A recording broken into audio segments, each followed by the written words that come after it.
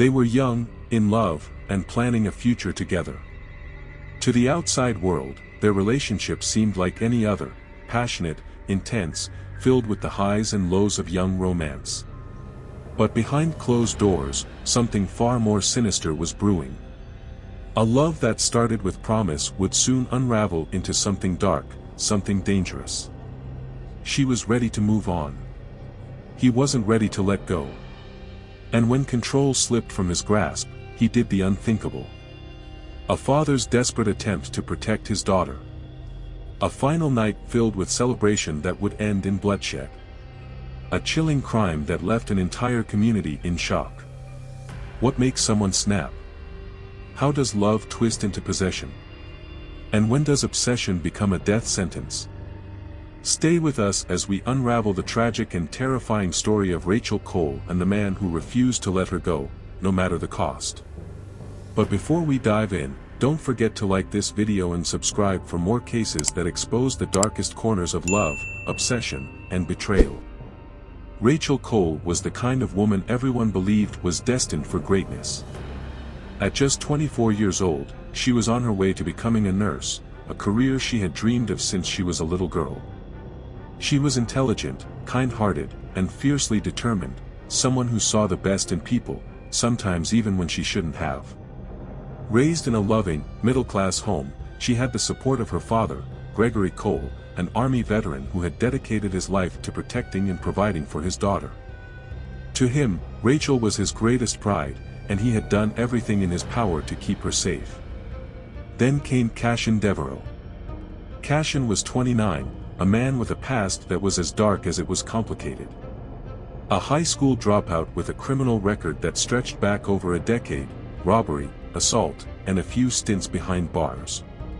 He had the kind of charm that could make a woman feel like she was the only one in the world, a talent for saying the right things, making promises that felt real, until they weren't. He was persuasive, magnetic, the kind of man who knew how to make you believe in him, even when every instinct told you to run. No one understood what Rachel saw in him. She was a young woman with her entire future ahead of her, and Kashon was a walking warning sign. But love, or something like it, doesn't always make sense. The passion between them was undeniable, intoxicating even. It started like a whirlwind, late-night phone calls, unexpected flowers, whispered words that made her believe he was different, that maybe, just maybe, she could be the one to save him from himself. But love wasn't the only thing Kashon brought into Rachel's life. Along with the passion came the darker moments, the possessiveness, the control, the anger that flared just beneath the surface. At first, it was subtle. A harsh word here, a dismissive comment there. Then came the isolation. The way he slowly pulled her away from her friends, from her family, from the people who might have been able to see the truth before she did. Gregory Cole saw it, though. From the moment he met Kashon, he knew exactly what kind of man he was. He had seen his type before, smooth talkers with dangerous tempers, men who used love as a leash, tightening it until there was no escape. He tried to warn Rachel. He begged her to leave, to see Kashon for who he really was. But love, fear, and manipulation are a powerful mix. To the outside world, their relationship didn't make sense. A bright, ambitious young woman with so much to lose and a man with nothing to offer but empty promises and a short fuse. But that's the thing about love built on control, it doesn't have to make sense. It just has to keep you there, trapped in a cycle that feels impossible to break. Rachel's friends saw the changes in her. The way she laughed less, how her once vibrant spirit seemed dimmer. They noticed the way she flinched when Kashon spoke too sharply, the forced smiles when she insisted everything was fine. But what could they do? She wouldn't leave. Maybe she couldn't. And so, the warnings went unheeded. The red flags were ignored.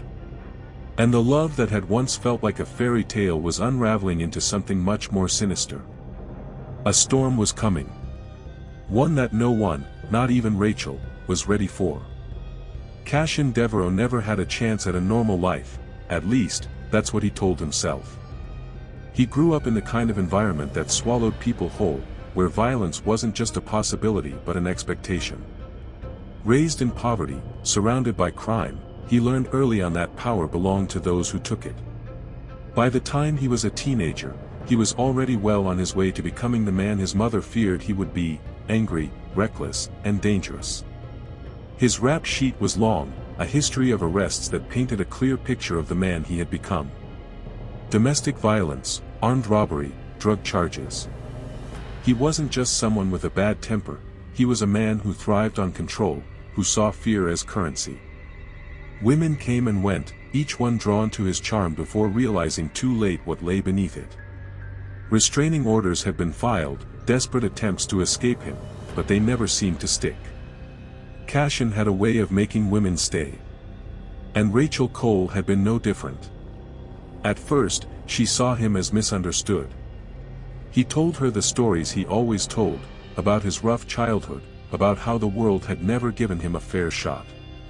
He played the role of the broken man who just needed love to be whole. And Rachel, with her kind heart and unwavering belief in people, fell right into his trap. But Kashon didn't love in the way normal people did. Love, to him, was possession. He had to own her, mind, body, and soul. The manipulation started small, subtle. He made her believe he was the only one who truly understood her. He planted doubts about her friends, about her family. "They don't really care about you," he'd whisper. "They just want to control you." The irony was suffocating. Then came the isolation. The missed phone calls, the cancelled plans. Her world slowly shrank until it revolved around him and him alone. It wasn't long before the control turned into something far worse. The first slap came as a shock, to her, at least. To him, it was just another step in making sure she knew her place. He apologized, of course. He always did. And when she cried, when she pulled away, he knew exactly what to say to reel her back in. "I didn't mean it. I just love you so much. You make me crazy sometimes." The cycle repeated, growing darker each time. The bruises lasted longer. The apologies felt emptier. The threats became more explicit. "If you ever leave me, I'll kill you." At first, it sounded like an exaggeration, a cruel thing to say in the heat of the moment. But over time, Rachel started to believe him. She tried to leave before. She packed bags, made plans. But Kashon had a way of breaking her down before she ever got out the door. He'd cry, beg, promise he'd change. And when that didn't work, he'd turn cold. "You leave me, and I'll make sure you regret it." Sometimes, he didn't need to say anything at all, the look in his eyes was enough. But in December, something shifted. Rachel had spent too many nights terrified, too many mornings covering bruises, too many years living in fear of the man who claimed to love her. She was done. This time, she didn't tell Kashon. She told her father. Gregory Cole had always known Kashon was dangerous, but hearing his daughter say the words out loud ignited something in him, something primal, something that only a father who has spent his life protecting his child could understand. He wasn't just going to help Rachel leave. He was going to make sure Kashon never got near her again. She packed her things, ready to disappear from his life forever. But Kashon wasn't the type of man to let go. He could feel it slipping, the control he had spent years establishing. He knew she was serious this time.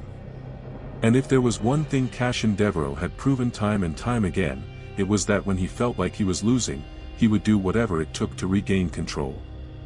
Even if it meant spilling blood. The last day of the year was supposed to be a new beginning for Rachel Cole. She had spent the evening with her father, Gregory, in the quiet safety of their home, reflecting on the past and looking ahead to a future without fear. There was laughter, warmth, the comforting presence of the man who had always been her protector. For the first time in years, she allowed herself to believe that this was it, she was finally free of Kashon Deveraux. But Kashon wasn't the kind of man who let go. As the night deepened, Kashon sat alone, drowning in alcohol and seething in rage. He had lost control, and nothing infuriated him more. Rachel thought she could just walk away. That she could erase him from her life and start fresh, as if he had never existed? No. If he couldn't have her, no one could. And Gregory Cole, the man who had always stood between them, wasn't going to stop him. Just before midnight, Kashon got into his car, a .40 caliber handgun resting on the passenger seat beside him. He knew exactly what he was going to do. He wasn't coming to talk. He wasn't coming to beg. He was coming to end this on his terms. The knock on the door shattered the peace inside the Cole home. Gregory stiffened. He had been expecting something like this. He wasn't naive, he knew Kashon was dangerous, unpredictable. That's why he was ready. As he approached the door, his own firearm was within reach, tucked discreetly behind him. The moment the door swung open, Gregory barely had time to react. Kashon wasn't here for a confrontation, he was here for a massacre. Without a word, without hesitation, he raised the gun and pulled the trigger. One shot. Then another. Gregory staggered backward, his body jerking as the bullets tore through him. Kashon kept firing, emptying round after round into the man who had dared to stand in his way. 8 shots. That's how many it took to bring Gregory Cole down. The father who had spent his life protecting his daughter, who had promised to keep her safe, lay bleeding on the floor in front of his own home. Rachel's scream cut through the night. A scream of horror, of devastation, of pure, unfiltered agony. But there was no time for grief. No time to process the nightmare unfolding before her. Because Kashon wasn't finished. He stormed inside, his heavy footsteps shaking the floor beneath her. Rachel tried to run, but he caught her, his grip crushing as he dragged her forward. He forced her down onto her knees, his hand twisting into her hair as he yanked her head up. And then, he made her look. See what you did? His voice was ice, his breath reeking of alcohol and hatred. You thought he could save you. You thought you could get away from me. Gregory's lifeless body lay just a few feet away, the blood pooling around him dark and thick. Rachel sobbed, her entire body trembling. But Kashon didn't care. There was no pity in his eyes, no hesitation in his actions. He had already made up his mind about how this night would end. The gun pressed against her forehead, the cold metal biting into her skin. I told you, he whispered, his voice steady. If I can't have you, no one will. And then, he pulled the trigger. As the clock struck midnight, welcoming a new year, the sound of a single gunshot echoed through the quiet neighborhood. Fireworks exploded in the sky outside, a cruel contrast to the blood-stained tragedy unfolding inside. While the world celebrated, 2 bodies lay motionless in a home that had once been filled with hope. Rachel Cole had tried to escape. She had fought for a future without fear. But in the end, Kashon Deveraux had kept his promise. If he couldn't have her, no one could. The news spread like wildfire. A brutal double homicide on New Year's Eve, a young woman and her father, executed in their own home. By the time the sun rose on the first morning of the new year, every major news station had picked up the story. Headlines screamed about the tragedy. Social media was in an uproar. How could something like this happen? How could a man so dangerous have been allowed to walk free? In the days that followed, the details of the case began to surface, and with each new revelation, the horror only deepened. This wasn't just a tragic crime of passion, it was a calculated execution. Kashon Deveraux had planned this. He had been unraveling for weeks, his grip on Rachel slipping further and further away. And the world was about to see just how deep his obsession ran. Investigators combed through Rachel's phone, searching for answers, for anything that could explain why this happened. What they found was a chilling glimpse into the mind of a man who refused to let go. There were text messages, hundreds of them. Kashon had bombarded Rachel with threats disguised as love. You belong to me. I'll never let you go. You think you're safe with your daddy? He can't protect you forever. And then, there was the voicemail. A voice memo Rachel had sent to a friend just days before her death. In it, her voice shook with fear. I don't know what to do. He won't stop calling. He says he's watching me. He says if I try to leave, he'll kill me. I don't think he's bluffing this time. But worse than that, was the voicemail Kashon had left in return. A message that played over and over again on news broadcasts, a chilling confirmation of his intentions. His voice was eerily calm, almost emotionless, as he said the words that would seal Rachel's fate.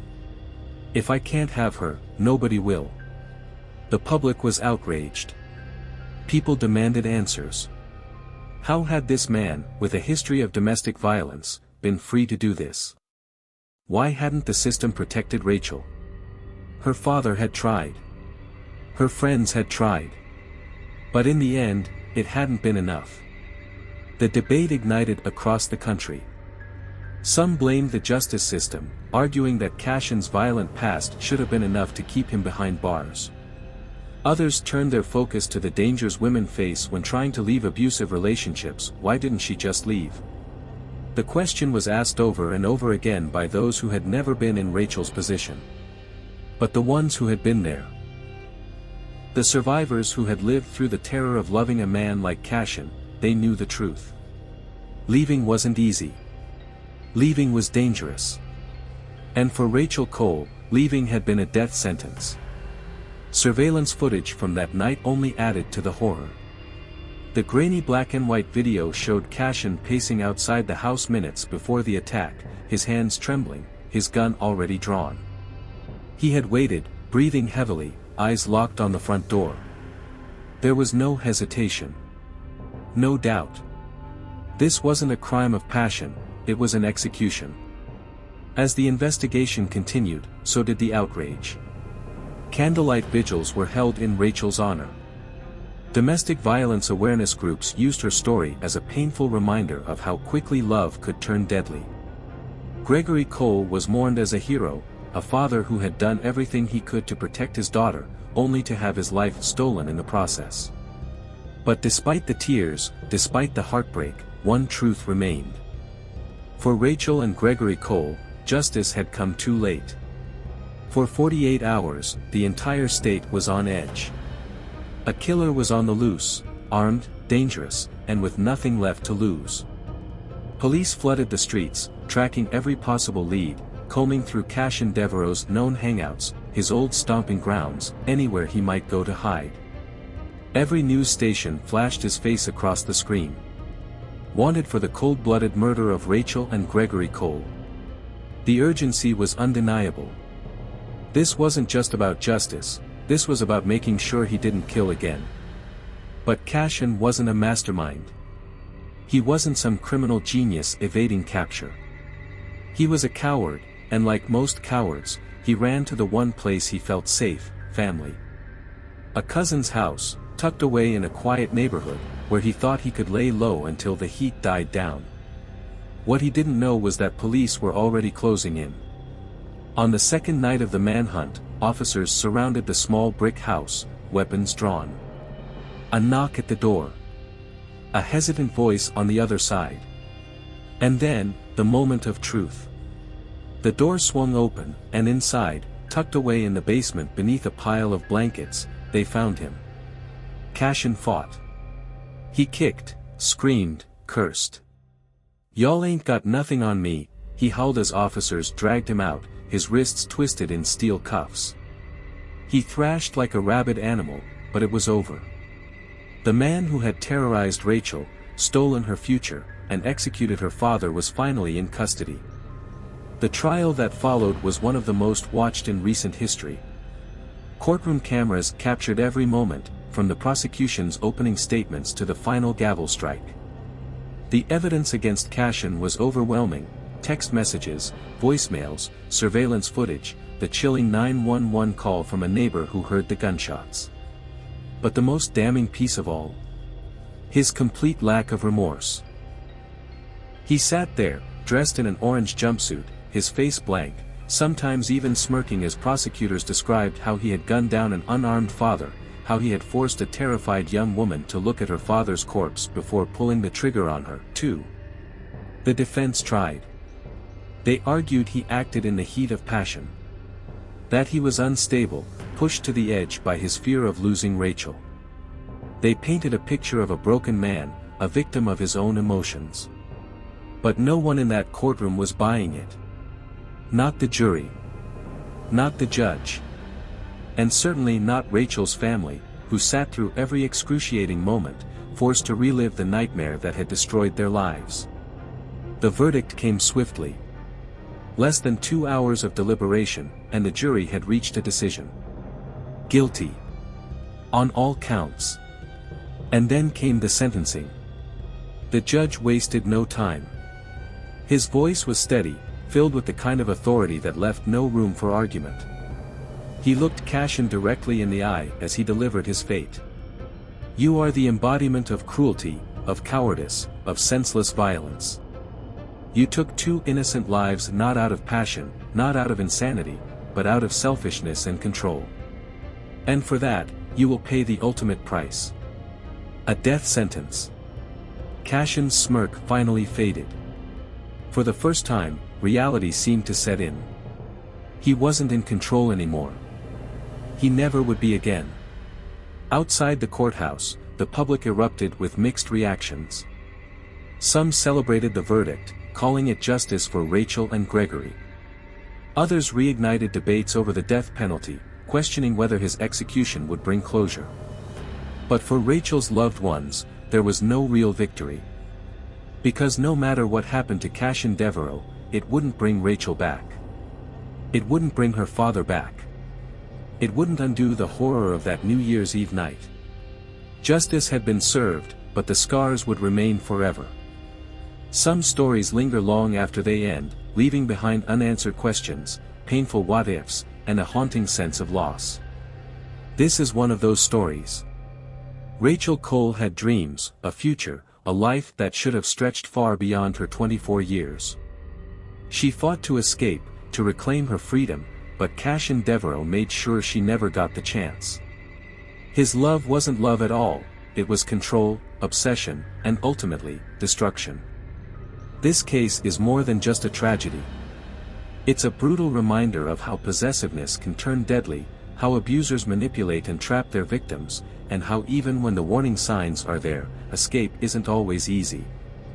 We talk about leaving as if it's simple, as if all someone has to do is walk away. But for many victims, leaving is the most dangerous moment of all. Could this have been prevented? Should Kashon have been stopped long before that night? Could better protections have saved Rachel and her father? And most importantly, how can we do more, as a society, to help those desperately trying to escape? Let's talk about it in the comments.